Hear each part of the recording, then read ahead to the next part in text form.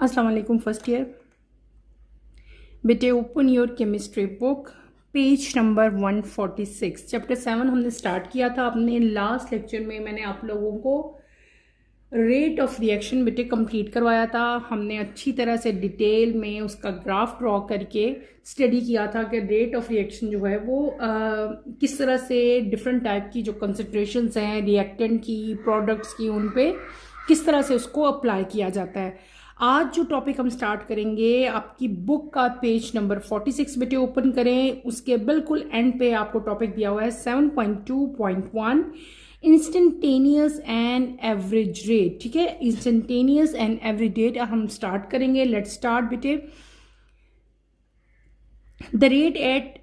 The rate at any one instant during the interval is called the instantaneous rate, whereas the average rate of reaction is defined as the rate of reaction between two specific time interval or the rate over a time period. The average rate and instantaneous rate are equal for only one instant in any time interval. At first, the instantaneous rate is higher than the average rate. At the end of the interval, the instantaneous rate becomes lower than the average rate. हमारे पास यहाँ पे क्या आ गया, छोटा सा topic है लेकिन काफ़ी इंपॉर्टेंट है, इसको समझो बेटे आप लोग। दो चीज़ें हैं हमारे पास, एक आ रही है आपके पास इंस्टेंटेनियस और एक आपके पास क्या आ रहा है, एवरेज रेट। ठीक है, अब इन दोनों में फ़र्क क्या है? ठीक है, दोनों ही रेट हैं, रिएक्शन रेट्स हैं, लेकिन इंस्टेंट का मतलब होता है एट एनी पॉइंट। ठीक है, कोई रिएक्शन हो रहा है किसी भी पॉइंट पे, मैं कहती हूँ सपोज एट 3 सेकेंड या मैं कहती हूँ एट 1 मिनट। ठीक है, तो वो मैं क्या कहूँगी, जो मैं अपनी मर्जी का एक टाइम स्पैन बेटे चूज़ कर लूँगी, उसको मैं क्या कहूँगी, एट एनी इंस्टेंट, उसको हम लोग कहते हैं। एवरेज क्या होता है, आप पूरा टाइम देखते हो और उसका आप लोग एक एवरेज निकालते हो। ठीक है, इन दोनों में डिफरेंस क्या है बेटे, आपकी बुक में भी यहाँ पे डेफिनेशन लिखी हुई है कि इंस्टेंटेनियस रेट क्या होता है। ये वो रेट है जो पूरे इंटरवल में, पूरा दौरानिया जो आपके केमिकल रिएक्शन का होता है, उसमें कोई भी इंस्टेंट, कोई भी पॉइंट आप लोग ले लो तो उसको हम लोग क्या कहेंगे, इंस्टेंटेनियस रेट कहेंगे। यानी कि at any movement, any specific movement of your own choice. ठीक है, और इंस्टेंट ड्यूरिंग द रिएक्शन। ठीक है, तो इसकी डेफिनेशन आप लोग क्या लिखोगे, द रेट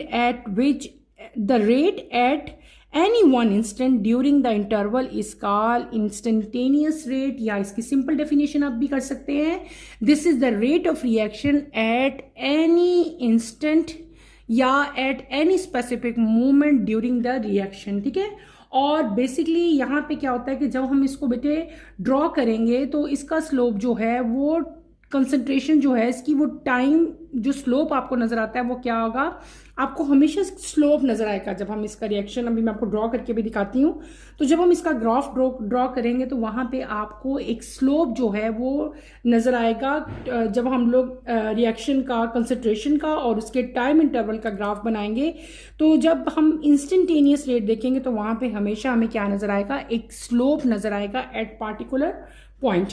फिर हम लोग आते हैं, दूसरी चीज क्या है आपकी, average rate. What is average rate बेटे, the rate of reaction between two specific time interval और rate over a period of time. ठीक है, ये क्या चीज है कि टोटल जो टाइम लगा ना आपका रिएक्शन पूरा होने में, जो टोटल टाइम रिक्वायर्ड हुआ, एक दो स्पेसिफिक जो आपके टाइम्स आए, यानी कि आपका रेट ऑफ रिएक्शन स्टार्ट हुआ और एक क्या है खत्म हुआ। ठीक है, जब हम उसकी एवरेज लेंगे तो वो क्या चीज आ जाएगी हमारे पास, एवरेज रेट आ जाएगा। और इसको सिंपली आप लोग कैसे डिफाइन कर लोगे, rate of reaction measured over a specific time interval और पीरियड। ठीक है, बिटवीन टू स्पेसिफिक टाइम आ सकते हैं या टू टाइम इंटरवल आ सकते हैं, या आप ये कह सकते हो rate over a time period.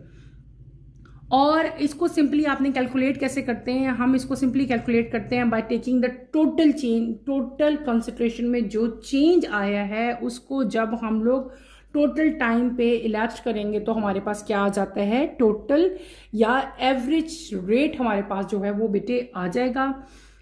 एक टाइम जब कोई भी केमिकल रिएक्शन होता है तो बेटे एक टाइम आता है जब एवरेज रेट और इंस्टेंटेनियस रेट जो हैं वो इक्वल हो जाते हैं। लेकिन ये दोनों कब इक्वल होंगे, ये कोई एक स्पेसिफिक पॉइंट होगा जब ये दोनों रेट जो हैं वो इक्वल हो जाते हैं। लेकिन पहले क्या होता है, एट फर्स्ट जब केमिकल रिएक्शन होता है तो इंस्टेंटेनियस रेट जो है वो हायर होता है, लेकिन एवरेज रेट जो है वो क्या होता है, कम होता है। लेकिन उसके बाद जब at the end reaction complete होने वाला होता है, ठीक है, तो इंस्टेंटेनियस रेट जो है बेटे वो लो हो जाएगा और एवरेज रेट जो है वो क्या हो जाएगा, आपका कम हो जाएगा। तीन मेन चीजें हमने पढ़ ली ना, एक क्या पढ़ा, स्टार्ट ऑफ द रिएक्शन, एक अब क्या पढ़ा, at the end of the reaction, और एक मैंने क्या बताया, एट एनी इंटरवल। पहली बात मैंने क्या की है बेटे कि फर्स्ट जब रिएक्शन आपका स्टार्ट होता है तो इंस्टेंटेनियस जो आपका रेट है वो क्या होता है, हायर होता है, एवरेज रेट जो है वो क्या होगा, कम होगा। लेकिन जब आपका रिएक्शन कंप्लीट होने वाला होता है at the end of the interval, तो आपका जो इंस्टेंटेनियस रेट है बेटे वो क्या हो जाएगा, ऑपोजिट हो जाएगा ना, पहले हायर था अब क्या हो जाएगा, लोअर हो जाएगा। और जो एवरेज रेट था वो पहले क्या था, पहले आपका एवरेज रेट जो था वो लोअर था, अब क्या हो जाएगा, वो हायर हो जाएगा। इसी तरह एक पॉइंट, एक इंस्टेंट बेटे ड्यूरिंग रिएक्शन ऐसा भी आएगा जब आपका इंस्टेंटेनियस रेट और एवरेज रेट जो है वो क्या हो जाते हैं, एट वन स्पेसिफिक टाइम ये दोनों इक्वल भी हो जाते हैं। ठीक है, तो हमने क्या पढ़ लिया, हमने छोटा सा टॉपिक था हमारा, हमने दो मेन चीजें इस टॉपिक में पढ़ी, एक पढ़ा इंस्टेंटेनियस एवरेज रेट और एक हमने क्या पढ़ा, एवरेज रेट। आपने दोनों जो इंस्टेंटेनियस और एवरेज रेट्स हैं इनकी डेफिनेशंस करनी है और ये बताना है आपने कि स्टार्ट में कैसा होता है, एंड पे कैसा होगा, और एट एनी इंटरवल जो है वो ये इक्वल होते हैं कि नहीं होते। ठीक है, क्लियर हो गया। इसके बाद बेटे आपके पेपर में अक्सर क्वेश्चन आता है कि what is the difference between instantaneous and average rate. ठीक है, तो मैं आप लोगों को इन दोनों रेट्स के डिफरेंसेस बेटे राइट करवाऊंगी, ये आप लोग देख के अपनी अपनी नोटबुक्स में उतार लें, क्योंकि ये पेपर में अक्सर क्वेश्चन आता है और डिफरेंस करने से आपको इनके जो अच्छी तरह से समझ भी आ जाएगी कि ये दोनों एक दूसरे से डिफरेंट हैं कैसे। तो लेट्स स्टार्ट बेटे, हम इनके डिफरेंसेस करते हैं। चलिए बेटे डिफरेंसेस इनके हम लोग राइट कर लेते हैं। एज यूजुअल जिस तरह हमेशा से मैं आप लोगों को दो कॉलम बनवाती हूँ, आप लोग ऐसे ही अपनी नोटबुक पे दो कॉलम बनाएं जैसे आपको ये नजर आ रहे हैं स्क्रीन पे शो हो रहे हैं। ठीक है, एक कॉलम पे आपने क्या लिख लेना है, इंस्टेंटेनियस, और एक पे आपने क्या लिख लेना है, एवरेज रेट। ठीक है, देन वन बाय वन हम इनके डिफरेंसेस बेटे वो राइट करते रहेंगे। ठीक है, तो मेरे साथ साथ आप लोग लिखें। पहले कॉलम में आपने क्या हेडिंग देनी है, instantaneous, INSTANTANEOUS,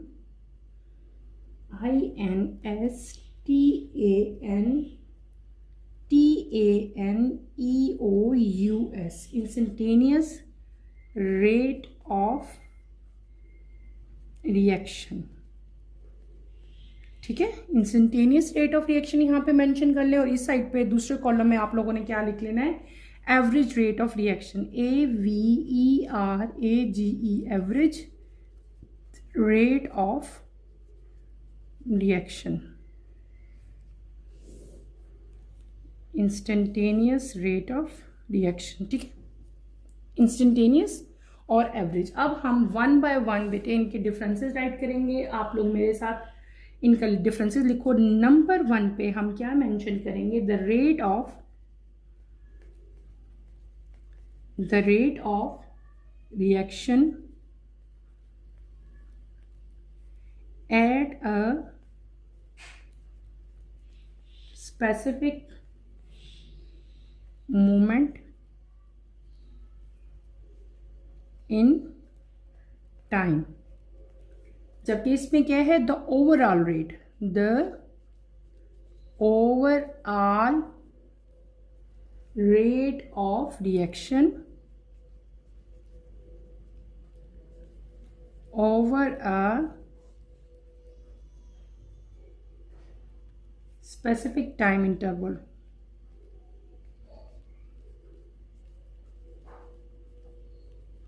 Clear? Number two यहाँ पे हम राइट करेंगे, इन दोनों को अगर हम देखें, इंस्टेंटेनियस को बेटे इट अकर्स, आप सेकंड आप ये लिखें, इट अकर्स। ठीक है, सेकंड वाला आप ये लिख दो, मेंशन कर लो, it occurs within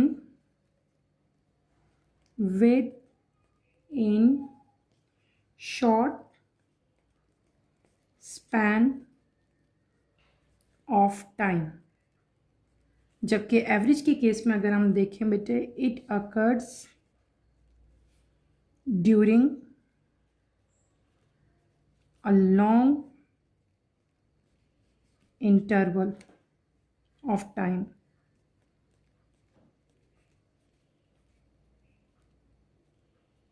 Clear? Now we will move to a third. It can't be calculated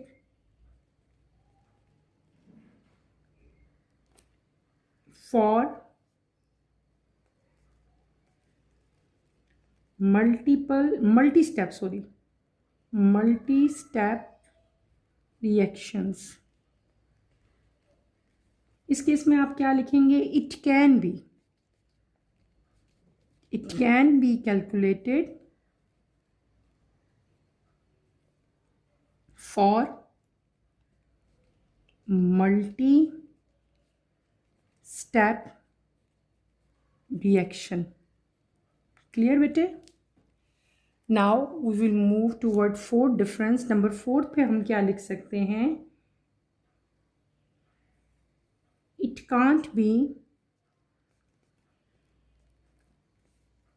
can't be calculated for elementary reactions.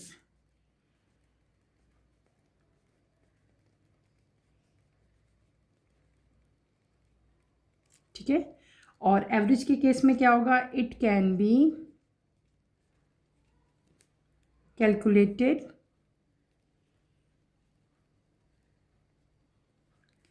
for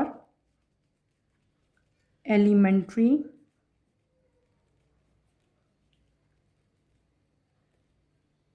reaction. Clear हो गया? ये हो गए हमारे फर्स्ट 4 डिफरेंसेस. नेक्स्ट भी बेटे इसके बहुत सारे डिफरेंसेस हैं. नंबर 5 पे हम क्या मेंशन करेंगे? यहाँ पे आप लोग राइट करें मेरे साथ. दिस रेट, ये जो इंस्टेंटेनियस रेट की बात कर रही हूँ, this rate gives a more precise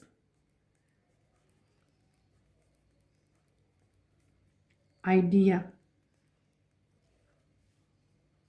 of how fast the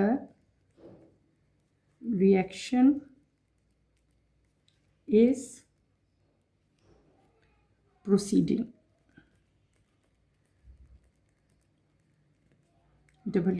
proceeding.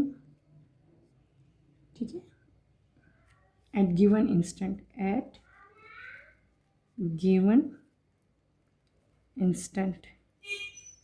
Clear है बेटे? यहाँ पे इस केस में हम लोग क्या लिखेंगे? दिस रेट, एवरेज रेट की बात कर रहे हैं हम. This rate provides a general idea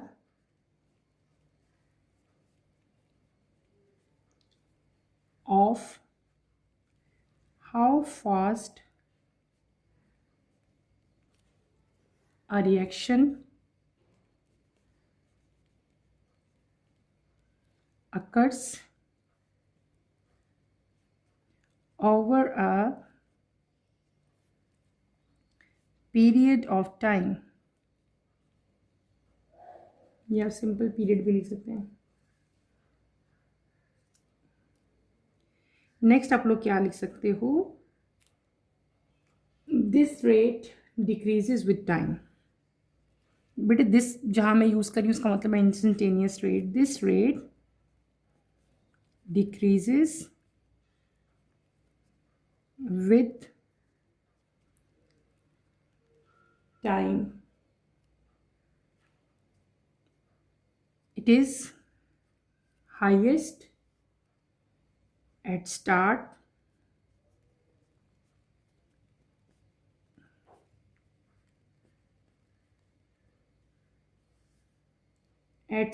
बेटे. और अभी मैंने आपको ये पढ़ाया भी था कि ये रेट जो है ना, स्टार्ट में बेटे इंस्टेंटेनियस रेट जो है वो ज़्यादा होता है. ठीक है. लेकिन ग्रेजुअली ये क्या होना शुरू हो जाएगा?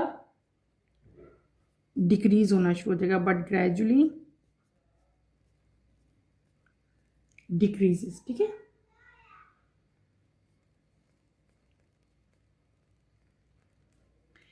जबकि इस पे क्या होता है कि इट इज कांस्टेंट। आप क्या लिखोगे? It is constant value as it is average of rates।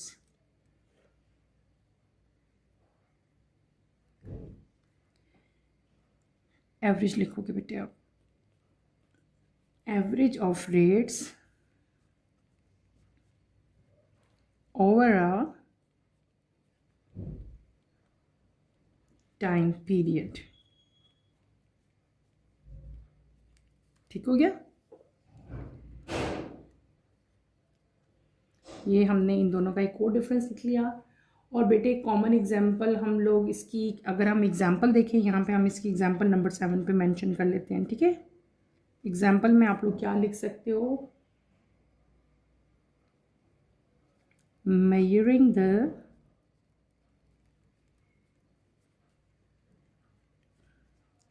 rate of hydrogen gas बेटे formation exactly 30 second.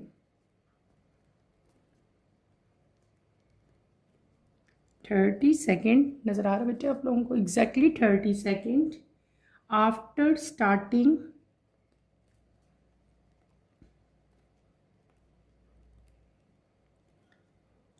the reaction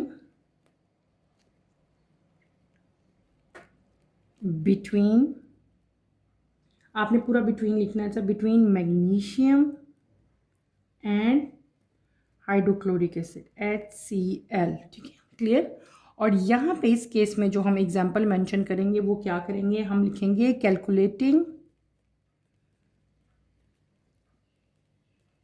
the average rate, AVERAGE, average rate of decomposition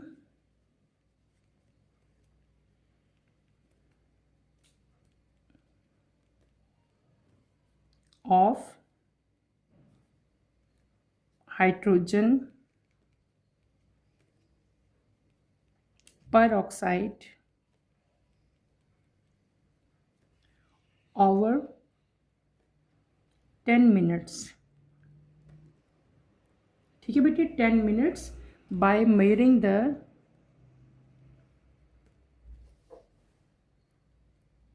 SUR, by measuring the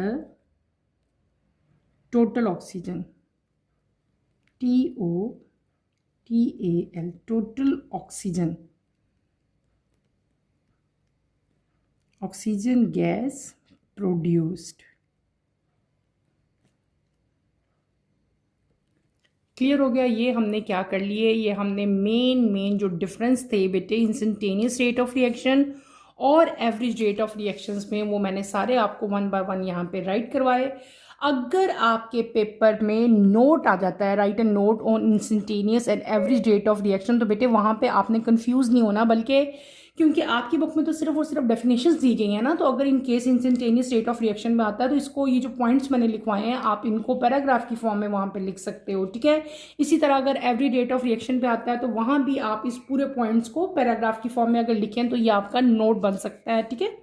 तो आप लोगों ने इनको अच्छी तरह से prepare करना है। अब मैं आप लोगों को एक दफ़ा इनको अच्छी तरह से समझा देती हूँ। हमने क्या लिखा? The rate of reaction at specific moment in time. ये क्या हो गया? इंस्टेंटेनियस की हमने क्या कर ली? डेफिनेशन कर ली कि जो रेट ऑफ रिएक्शन है at one instant during interval, ठीक है। ड्यूरिंग इंटरवल किसी भी इंस्टेंस पे जो रिएक्शन होता है उसको हम लोग क्या कहते हैं? इंस्टेंटेनियस रिएक्ट करते हैं। और एवरेज में क्या आएगा? ओवरऑल रिएक्शन, ठीक है। जो ओवरऑल रिएक्शन हो रहा है एक स्पेसिफिक टाइम में उसको हम लोग क्या कहते हैं? एवरेज रिएक्शन रेट कहते हैं। It occurs with in the short span of time. इसके लिए जो है वो शॉर्ट स्पैन यानी कि एक एट इंस्टेंट होता है ना किसी भी इंस्टेंट पे, तो ये शॉर्ट स्पैन है। और ये क्या है? क्योंकि हमने पूरे टाइम का एवरेज लेना होता है तो ये जो है लॉन्ग इंटरवल ऑफ टाइम लेता है कंप्लीट होने में। It can not be calculated for multi step reaction. जो मल्टी स्टेप्स रिएक्शन है उनके लिए इंस्टेंटेनियस रिएक्शन को हम लोग कैलकुलेट नहीं कर सकते। It can be calculated for multi step reactions, लेकिन जो अगर आपको कोई रिएक्शन है जो मल्टी स्टेप में कंप्लीट हो रहा है उसके लिए अगर आपने एवरेज रेट फाइंड करना हो तो वो आप लोग यहाँ पे कर सकते हैं। It can not be calculated for elementary reactions. Elementary reactions के लिए हम लोग इंस्टेंटेनियस जो रेट ऑफ रिएक्शन है बेटे वो हम फाइंड नहीं कर सकते। ठीक है, ये बात आपने याद रखनी है। क्लियर। और जब आप देखते हो in case of average rate, तो एवरेज रेट के लिए हम लोग किसी भी जो एलिमेंट्री रिएक्शन हो रहा होता है ना, एलिमेंट्री रिएक्शंस के लिए हम उसका एवरेज रेट जो है बेटे वो फाइंड आउट कर सकते हैं, जबकि हम उसका इंस्टेंटेनियस रेट बेटे फाइंड नहीं कर सकते। क्लियर हो गया। नेक्स्ट पे अगर आप लोग आए तो यहाँ पे आप लोग देखोगे कि आपके पास अगला जो हमारे पास ऑप्शन आ रहा है वो क्या चीज़ है, this rate gives a more precise idea of how fast the reaction is proceeding at given instant. अगर किसी भी रिएक्शन का हम इंस्टेंटेनियस रिएक्शन देखें तो हमें मतलब क्लियरली पता चलता है कि रिएक्शन जो है वो कितना फास्ट है। ठीक है, और कितना प्रिसाइज है। प्रिसाइज का मतलब क्या है कि कितना एक्यूरेट है। ठीक है, तो इंस्टेंटेनियस रेट में आप लोग क्या करोगे, this rate gives more precise idea, यानी कि आपको ये ज़्यादा प्रिसाइज आइडिया देता है, आपको ज़्यादा क्लियरली जो है वो पता चलेगा। ठीक है, और इस केस में जो हम आते हैं एवरेज रेट के रिएक्शन में, तो this rate provide a general idea. ठीक है, यहाँ पे आपको जनरल आइडिया पता चलता है कि रिएक्शन जो है वो कितना फास्ट है over a period of time, यानी कि बहुत सारा टाइम जो आपका पूरा लगा था उस टाइम में। लेकिन यहाँ पे क्या है, आपको ज़्यादा प्रिसाइज जो है वो आइडिया देगा शॉर्ट इंटरवल के लिए। बेटे यहाँ पे मैंने एक वर्ड बोला, it can't be calculated for elementary reactions. Elementary reactions क्या होते हैं, मेरे एकदम जेहन में आया, शायद आप लोगों को ना पता हो। बेटे एलिमेंट्री रिएक्शंस वो केमिकल रिएक्शंस होते हैं जिसमें एक या एक से ज़्यादा केमिकल स्पीशीज जो हैं वो रिएक्ट कर रही हों directly to form product in a single reaction step and single transition state. यानी कि एक ही स्टेप में जब रिएक्शन होता है ना तो उसको हम लोग क्या कहते हैं, जब एक या एक से ज़्यादा रिएक्टेंट कंबाइन होके एक ही स्टेप में प्रोडक्ट में कन्वर्ट होते हैं, तो इस तरह की रिएक्शंस को हम लोग क्या कहते हैं, एलिमेंट्री रिएक्शंस कहते हैं। तो इंस्टेंट रेट ऑफ रिएक्शंस में एलिमेंट्री रिएक्शंस के लिए हम ये वाला रेट कैलकुलेट नहीं कर सकते, लेकिन एलिमेंट्री रिएक्शंस के लिए हम एवरेज रेट जो है वो बेटे फाइंड आउट कर सकते हैं। This rate decreases with time, it is highest eight start but gradually decreases. ये रेट जो है टाइम के साथ जिस तरह टाइम बढ़ता रहता है, ये रेट जो है इंस्टेंटेनियस रेट बेटे ये क्या हो जाएगा, ये डिक्रीज हो जाएगा। ठीक है, स्टार्ट में ये हाई होता है, बाद में डिक्रीज होना शुरू होता है, लेकिन एवरेज रेट में क्या होता है कि उसकी वैल्यू जो है वो कांस्टेंट रहेगी over a period of time.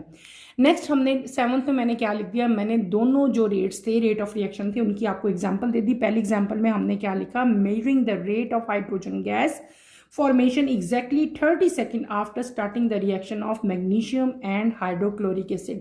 अगर आपके पास कोई रिएक्शन हो रहा है, दो रिएक्टेंट है, फॉर एग्जांपल मैग्नीशियम और हाइड्रोजन क्लोराइड Mg और साथ HCl का रिएक्शन हो रहा है, तो आप लोग जैसे ही 30 सेकेंड रिएक्शन जैसे स्टार्ट होता है, रिएक्शन स्टार्ट होते ही 30 सेकेंड अभी जस्ट होते हैं, तो आप वहाँ से हाइड्रोजन गैस की जो फॉर्मेशन है उसका इंस्टेंटेनियस रेट फाइंड आउट कर सकते हो। इसी तरह अब अगर जो रिएक्शन है डीकम्पोजिशन, किसकी डीकम्पोजिशन, हाइड्रोजन पर ऑक्साइड की ओवर 10 मिनट्स, यानी कि रिएक्शन स्टार्ट हो गया, रिएक्शन किसके दरमियान में हुआ बेटे, हाइड्रोजन पर ऑक्साइड की जो है डीकम्पोजिशन हो रही है, लेकिन उस पूरे रिएक्शन में आपके पास कितनी ऑक्सीजन जो है वो इवॉल्व हुई है, ये एवरेज रेट हमने फाइंड करना है। और ये एवरेज रेट हम कब फाइंड करेंगे, जब हमारा रिएक्शन स्टार्ट होते हुए 10 मिनट्स हो जाएंगे, तो वो क्या होगा, वो जो हम कैलकुलेट करेंगे, फाइंड आउट करेंगे, तो that is average rate of reaction. तो मैंने आपको बेटे इंस्टेंटेनियस रेट और एवरेज रेट की यहाँ पे सारे डिफरेंसेस राइट करवा दिए हैं। आपने ये सारे के सारे डिफरेंसेस अच्छी तरह से लर्न करने हैं और इनको बिल्कुल भी नहीं छोड़ना। अगर आपका शॉर्ट क्वेश्चन आंसर आता है, इवन लॉन्ग भी आ जाता है, तो उस केस में आप ये सारे के सारा जो है ये डिटेल से वहाँ पे मेंशन करके आ सकते हो अपने पेपर में। ठीक है, अच्छा, अब एक और मेन पॉइंट हमने क्या पढ़ लिया, हमने दो मेन चीज़ें पढ़ी थी, एक पढ़ा हमने इंस्टेंटेनियस रिएक्शन और एक हमने क्या पढ़ लिया, एवरेज रेट रिएक्शन। अगर मैं आपको वैसे ही समझा रही हूँ, अभी हम पढ़ ही रहे हैं कि एवरेज रेट और जो इंस्टेंटेनियस रेट है बेटे, अगर मैं उनका स्लोप बनाऊँ, उनकी डायग्राम ड्रॉ करूँ, तब भी आपको एक डिफरेंस नज़र आएगा। मैं आपको इनकी डायग्राम ग्राफिकली रिप्रेजेंट करके दिखाती हूँ। अगर इन केस हम यहाँ पे मेंशन करें इंस्टेंटेनियस रेट, ठीक है, मैं यहाँ पे मेंशन करती हूँ ग्राफिकली, इन दोनों में आप लोग किस तरह डिफरेंस कर सकते हो। हम लोगों ने क्या पढ़ा, हमने पढ़ा यहाँ पे हम हेडिंग दे लेते हैं इंस्टेंटेनियस, ठीक है, ISNTANEOUS, ठीक है, TANEOUS, instantaneous rate of reaction, ठीक है। ऐसे ही आप लोग भी हेडिंग दे लें, इसको नोट कर लें, ठीक है। अगर इंस्टेंटेनियस रेट ऑफ रिएक्शन को ग्राफिकली हम रिप्रेजेंट करें तो बेटे हम कैसे रिप्रेजेंट करेंगे, हम उसको ऐसे रिप्रेजेंट करेंगे। ये आपने ग्राफ बना दिए, यहाँ पे हम हमेशा क्या मेंशन करते हैं, कंसंट्रेशन। लास्ट लेक्चर में ही मैंने आपको बताई थी ये बात, कंसंट्रेशन हम यहाँ पे मेंशन करेंगे। यहाँ पे हम क्या मेंशन करेंगे बेटे, यहाँ पे ये तो ओरिजिन होगा, ये हम क्या मेंशन करेंगे, टाइम, ठीक है। अब मैं इंस्टेंटेनियस रिएक्शन ऑफ रेट, जो हमारा रिएक्शन है इंस्टेंटेनियस रेट है, उसको ग्राफिकली मैं किस तरह रिप्रेजेंट करूँगी। आपको मैंने क्या बताया था, हमने पहले रिएक्शन में भी कहा था कि यहाँ पे क्या बनेगी, हमारे पास एक स्लोप बनेगी, स्लोप बन गई, ठीक है। अब सपोज करो एक ट्राइंगल मैं यहाँ पे शो करूँगी बेटे, ठीक है, एक हम यहाँ पे मेंशन करेंगे और एक को हम लोग यहाँ पे मेंशन कर देते हैं, ठीक है। आप सपोज करो दिस इज R1, ये क्या चीज़ है, दिस इज R2, और ये क्या चीज़ है हमारे पास R3, ठीक। यहाँ पे ये हमारा जो ऊपर को जा रहा है ये क्या है, DC, यानी कि कंसंट्रेशन है, और ये क्या है, टाइम है नीचे वाला, ठीक है। जब हम R2 पे आएंगे तो ये DC हो जाएगा और ये क्या हो जाएगा, DT, ठीक है। जब हम R3 पे आएंगे तो ये क्या हो जाएगा हमारा DC, और ये क्या हो जाएगा D3, यानी कि इधर साइड पे टाइम है, ऊपर क्या चीज़ है, हमारी कंसंट्रेशन है।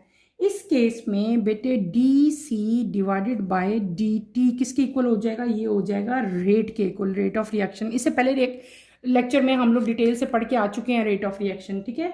इसको अगर आप ग्राफिकली देखो तो R1 is greater than R2, R2 is greater than R3, ये डिफरेंट टाइप के रिएक्शंस रेट है। और इंस्टेंटेनियस रेट ऑफ रिएक्शन को ग्राफिकली किस तरह रिप्रेजेंट करते हैं वो मैंने आपको रिप्रेजेंट करके दिखाया। अगर हम देखें यहाँ पे इसी तरह मैं एवरेज को अगर शो करूँ तो कैसे शो करूँगी, AVAR, average rate of reaction, ठीक है, इसको हेडिंग दे। अगर मैंने एवरी रेट ऑफ रिएक्शन को रिप्रेजेंट करना हो ग्राफिकली तो बेटे मैं किस तरह रिप्रेजेंट करूँगी, उसका भी हम ऐसे ही ग्राफ ड्रॉ करेंगे। यहाँ पे आप लोग क्या मेंशन करोगे, एज यूजुअल कंसंट्रेशन, कंसंट्रेशन हम यहाँ पे मेंशन करेंगे। नीचे हम क्या करेंगे बेटे, नीचे हम मेंशन करेंगे टाइम को, ठीक है। अच्छा, यहाँ पे भी ऐसे ही स्लोप बनेगा। जब मैंने आपको पूरा रेट ऑफ रिएक्शन पढ़ाया था तब मैंने आपको एक ग्राफ बनाए थे। अच्छा, यहाँ पे 1 2 3, दिस इज़ R1, ये क्या चीज़ हो जाएगा हमारे पास R2, ये क्या हो जाएगा R3, ठीक है, बिल्कुल ऊपर की तरह। लेकिन यहाँ पे हम इसको अलग अलग रिप्रेजेंट नहीं करेंगे क्योंकि ये एवरेज रेट है ना, तो हम लोग एवरेज लेंगे इन तीनों का।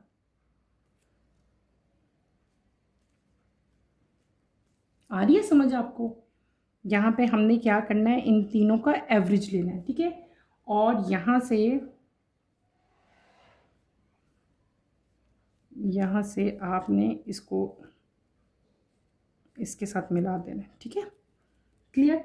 अच्छा, ये क्या हो गया, दिस इज़ DC, और ये क्या चीज़ हो गया हमारे पास, DT, क्लियर। यहाँ पे B जो रेट है वो DC डिवाइडेड बाय DT ही होगा बेटे, रेट, ठीक है। और यहाँ पे R1, इसमें भी R1 ग्रेटर होगा देन R2, और R2 ग्रेटर होगा किससे, R3 से, ठीक है। ये मैंने क्या कर दिया, ये मैंने ग्राफिकल एक रिप्रेजेंटेशन की इसमें 3 स्लोप्स यानी कि स्लोप्स एट 3 डिफरेंट पॉइंट्स मैंने आपको दिखाया, स्लोप्स एट 3 डिफरेंट पॉइंट्स, ठीक है। और ये 3 डिफरेंट पॉइंट पे यानी कि 3 इंस्टेंट्स हो गए, ठीक है, 3 इंस्टेंट्स हैं और ये 3 इंस्टेंटेनियस रेट हमें पता चल रहे हैं किसके, एक रिएक्शन के। जबकि नीचे जो डायग्राम आपको नजर आ रही है बेटे, ये क्या है, ये ग्राफ है। इंस्टेड ऑफ यहाँ पे हम क्या करेंगे, स्लोप जो है एट डिफरेंट इंस्टेंट नहीं लेंगे, बल्कि हम लोग क्या करेंगे, इनिशियल और फाइनल जो है वो पॉइंट लेंगे और जितना टोटल चेंज आया है उसको क्या कर लेंगे हम लोग, टाइम से डिवाइड कर लेंगे, तो हमारे पास क्या आ जाएगा, एवरेज रेट ऑफ रिएक्शन आ जाएगा, ठीक है। ये डी टी और जो है आपका डीसी, ये सारा कुछ हम लोग रिएक्शन ऑफ रेट में अच्छी तरह बेटे डिटेल से पढ़ के आए हैं। अब मैंने आपको ग्राफिकली भी इन दोनों में क्या डिफरेंस है इंस्टेंटेनियस रेट ऑफ रिएक्शन में और एवरी रेट ऑफ रिएक्शन में बेटे वो बता दिया आपको। सिंपली मैंने बताया कि ये जो स्लोप्स हैं eight 3 different points R1 R2 R3 में, ये हमें क्या बता रही हैं, 3 इंस्टेंटेनियस रेट बता रही हैं। इस केस में क्या हो रहा है कि यहाँ पे जो स्लोप है वहाँ पे हम क्या करेंगे, इनिशियल और फाइनल, ये इनिशियल पॉइंट ये फाइनल पॉइंट, इनिशियल और फाइनल पॉइंट लेंगे और इनको डिवाइड कर देंगे, टोटल चेंज ऑफ कंसंट्रेशन को डिवाइड कर देंगे, टोटल कंसंट्रेशन ऑफ को टोटल टाइम के साथ डिवाइड कर देंगे, तो हमारे पास क्या आ जाएगा, एवरेज रेट ऑफ रिएक्शन आ जाएगा। क्लियर हो गया। आपकी बुक में बेटे ये बहुत छोटा सा टॉपिक दिया गया था जो कि डिटेल में नहीं था। अगर आपके क्वेश्चन आता है तो आप लोग बुक से नहीं लिख सकते थे, इसलिए मैंने आपको अच्छी तरह डिटेल से इसको एक्सप्लेन किया। दोनों की डेफिनेशंस आपको आनी चाहिए, दोनों की ग्राफिकल रिप्रेजेंटेशन आपको आनी चाहिए, और क्या आना चाहिए आपको, इनके डिफरेंसेस भी अच्छी तरह से आने चाहिए। मैंने आपको पहले भी बताया कि अगर डिफरेंस आते हैं, अगर नोट आ जाता है तो उसमें आप डिफरेंस को भी मतलब जो मैंने पॉइंट्स में लिखवाया है ना, पैराग्राफ की फॉर्म में लिख सकते हो, और फिर आप इन जो दोनों आपकी आती हैं डेफिनेशंस आती हैं, तो डेफिनेशंस के साथ आप इनकी ग्राफिकल रिप्रेजेंटेशन की जो डायग्राम्स हैं वो भी ड्रॉ कर सकते हैं। बेटे यहीं पे अपना टॉपिक मैं ख़त्म करूँगी। इंशाल्लाह नेक्स्ट लेक्चर में आप जो है हम आगे फर्दर जो है इसी से रिलेटेड आपकी बुक में एक सैम्पल प्रॉब्लम भी दिया गया है, वो मैं आपको करवाऊंगी, ठीक है। नेक्स्ट लेक्चर की नोटिफिकेशन के लिए आप चैनल को शेयर करें, लाइक करें और सब्सक्राइब करें, और यहीं पे अपना टॉपिक मैं ख़त्म करूंगी। इंशाल्लाह नेक्स्ट लेक्चर में आपसे दोबारा मुलाकात होगी। टिल देन अल्लाह हाफिज़ फर्स्ट ईयर, टेक केयर बेटे, अपना ख्याल रखिएगा।